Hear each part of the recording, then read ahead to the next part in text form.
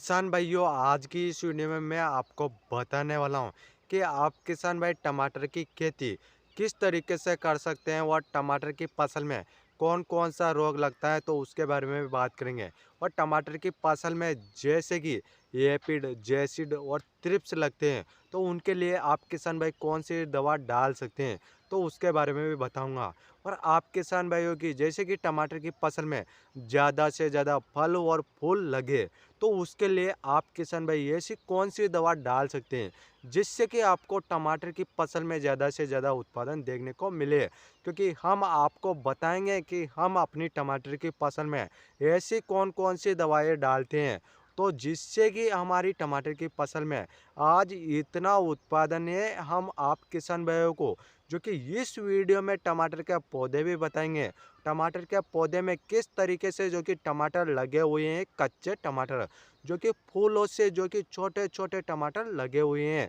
जो कि उनका साइज जो कि आगे जाकर अच्छे से बढ़ जाएगा। क्योंकि हम किसान भाइयों जैसे कि टमाटर की खेती को जो कि डोलियों पर लगाते हैं टमाटर के पौधों को, तो उसके बाद में किसान भाइयों जैसे कि हम टमाटर की फसल में 15 दिन के अंतराल में जो कि उसमें फंगिसाइड भी डालते हैं और कीटनाशक भी डालते हैं और उसके साथ में पीजीआर दवा भी डालते हैं, जिससे कि टमाटर की फसल में आज बहुत ही अच्छा उत्पादन भी देखने को मिल रहा है। और आज तक जो कि अभी तक जो कि टमाटर की फसल में जो कि किसी भी प्रकार का रोग नहीं लगा है और उसमें किसी भी प्रकार का एपिड, जैसिड, थ्रिप्स भी देखने को नहीं मिला है। क्योंकि आप किसान भाइयों को जो कि मैं आपको इसमें ए टू जेड जानकारी देने वाला हूँ। उससे पहले आप किसान भाइयों ने अभी तक हमारा यूट्यूब चैनल सब्सक्राइब नहीं किए हैं तो आप किसान भाई हमारे यूट्यूब चैनल को जल्दी से सब्सक्राइब कर लीजिए। क्योंकि आप किसान भाइयों को इस चैनल के माध्यम से अनेक सारी वीडियो अनेक फसलों के बारे में देखने को मिल जाएगी। यदि आप किसान भाई इस चैनल को सब्सक्राइब कर लेते हैं और घंटी को दबा देते हैं तो आप किसान भाइयों को समय के अनुसार जो कि नई नई वीडियो देखने को मिल जाएगी। और आप उन वीडियो को अच्छे से देखकर समझकर जो कि आज अपनी फसलों में जो कि जितने भी प्रकार के रोग और कीट लगते हैं तो उन सभी के बारे में अच्छे से जान सकते हैं। तो अब बात कर लेते हैं जैसे कि आप किसान भाई टमाटर की फसल को भी अनेक प्रकार से लगाते हैं। बहुत सारे किसान भाई तो जो कि नीचे सारनियों में लगाते हैं और दूसरा तरीका जो कि डोलियों पर लगाते हैं और तीसरा तरीका जो कि पन्नी बचाकर जो कि थैलियाँ बचाकर जो कि उस तरीके से जो कि आप टमाटर की खेती करते हैं। जैसे कि आप किसान भाई किसी भी तरीके से जो कि टमाटर की खेती कर सकते हैं, पर टमाटर की फसल में रोग नहीं लगना चाहिए और कीट का भी अटैक नहीं होना चाहिए, कीट भी नहीं लगना चाहिए, जिससे कि आप किसान भाइयों की टमाटर की फसल में ज़्यादा से ज़्यादा नुकसान देखने को मिल सकता है।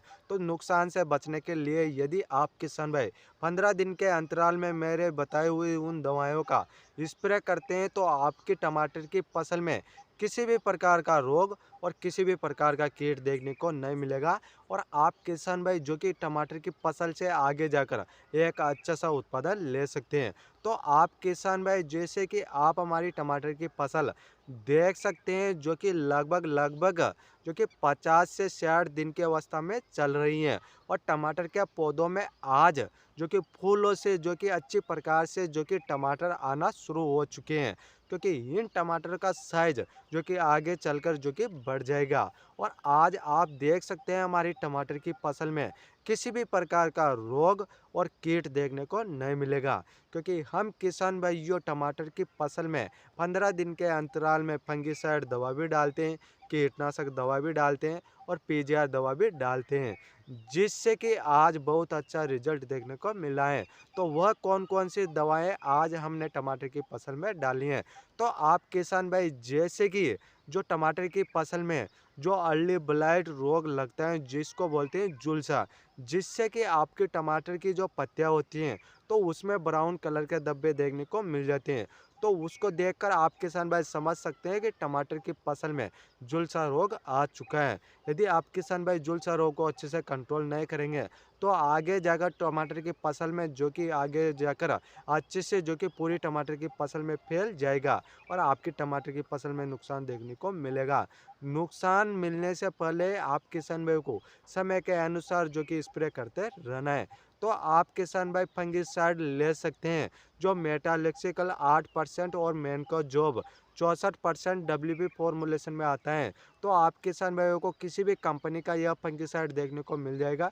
जो मैंने आपको टेक्निकल बताया, मेटालेक्सिकल और मैनकोजोब। तो यह फंगिसाइड लेकर आना है और आप किसान भाइयों का जो 15 से 16 लीटर का टंकी आता है तो आपको 30 ग्राम डालना है। उसके बाद में आप किसान भाइयों की जैसे कि टमाटर की फसल में इल्ली का अटक है या फिर एपिड जैसिड थ्रिप्स का अटैक है, तो उसके लिए आप किसान भाई मोनोक्रोटोफॉस 36% SL फॉर्म में जो कीटनाशक आता है, तो आप किसान भाइयों को 30 ml जो कि उस दवा को डालना है, जिससे कि आपके टमाटर की फसल में किसी भी प्रकार का एपिड जैसिड देखने को नहीं मिले और इल्ली भी देखने को नहीं मिले। तो उसके लिए आप किसान भाई उस दवा को डाल सकते हैं। उसके बाद में जैसे कि आपकी टमाटर की फसल में ज़्यादा से ज़्यादा फल फूल किस तरीके से बढ़ाए और टमाटर में फुटाव किस तरीके से बढ़ाए, तो उसके लिए आप किसान भाई सिजेंटा कंपनी का जो ईसाबियोन जो दवा आती है पीजीआर, क्योंकि उसमें 12 से 14 पोषक तत्व देखने को मिलते हैं, जिससे कि आपके टमाटर के पौधों को मिलेंगे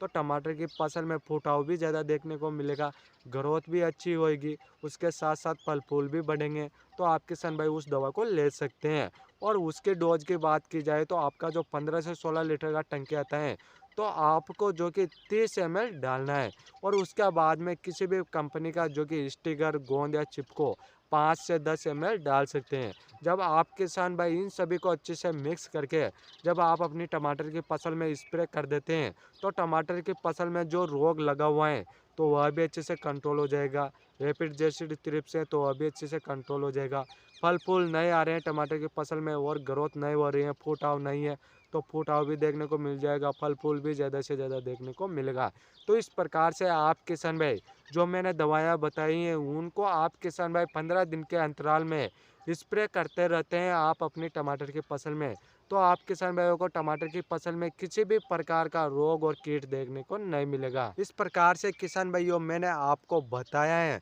कि टमाटर की फसल में आप किसान भाई कौन कौन सी दवाएं डाल सकते हैं, जिससे कि आप किसान भाइयों को आगे जाकर बहुत ज़्यादा उत्पादन देखने को मिलेगा। क्योंकि मैंने देखा है बहुत सारे किसान भाइयों को सही नॉलेज और जानकारी नहीं होने की वजह से जो कि उन किसान भाइयों की टमाटर की फसल में जो कि रोग आ जाता है, रोग आने की वजह से जो कि टमाटर में एक अच्छा उत्पादन भी देखने को नहीं मिलता है। तो आप किसान भाइयों को जो मैंने बताया ए टू जेड जानकारी दी है, तो आप किसान भाइयों ने देखा भी होगा और समझा भी होगा। तो आप किसान भाई जैसे कि उन दवाइयों को मार्केट से लेकर आ सकते हैं और आप किसान भाई टमाटर की फसल में स्प्रे कर सकते हैं। और यह वीडियो ज़्यादा से ज़्यादा किसान भाइयों को शेयर कर दीजिए, क्योंकि आज जितने भी किसान भाई गर्मियों में टमाटर की खेती करते हैं, तो उन किसान भाइयों की टमाटर की फसल में भी रोग और कीट आने वाला है। तो वह किसान भाई भी जो कि इस वीडियो को अच्छे से देखकर जो कि फंगिसाइड दवा भी डाल सकते हैं, कीटनाशक दवा भी डाल सकते हैं और पीजीआर दवा भी डाल सकते हैं। तो इस प्रकार से मैंने आपको बता दिए हैं। और आप किसान भाई पहली बार हमारे यूट्यूब चैनल पर आए हैं और अभी तक आप किसान भाइयों ने हमारा यूट्यूब चैनल सब्सक्राइब नहीं किया है, तो आप किसान भाई हमारे यूट्यूब चैनल को जल्दी से सब्सक्राइब कर लीजिए, क्योंकि आप किसान भाइयों को मैं बताता रहता हूँ कि अपनी फसलों में कौन कौन से रोग लगते हैं, कौन कौन से कीट लगते हैं, तो उनके लिए आप किसान भाई मार्केट से कौन कौन सी दवाएं लेकर आ सकते हैं। यदि आप किसान भाइयों को सही नॉलेज और जानकारी हो जाएगा, तो आप किसान भाई जो कि अच्छी अच्छी दवाएं जो कि मार्केट से लेकर आ सकते हैं, क्योंकि आपको मार्केट में जो कि अनेक प्रकार के फंगिसाइड भी देखने को मिल जाते हैं, कीटनाशक दवा भी मिल जाती हैं और पीजीआर दवा भी मिल जाती हैं। यदि आपको अच्छी प्रकार से नॉलेज रहेगा, तो आप किसान भाई जो कि अच्छी दवाइयों को लेकर आकर जो कि अपनी टमाटर की फसल में इस्तेमाल कर सकते हैं। और आप किसान भाइयों का कोई क्वेश्चन या सवाल है तो आप हमें कमेंट कर सकते हैं, हम आपका कमेंट का रिप्लाई ज़रूर करेंगे। फिर मिलते हैं किसान भाइयों अगली वीडियो में, तब तक के लिए राम राम किसान भाई।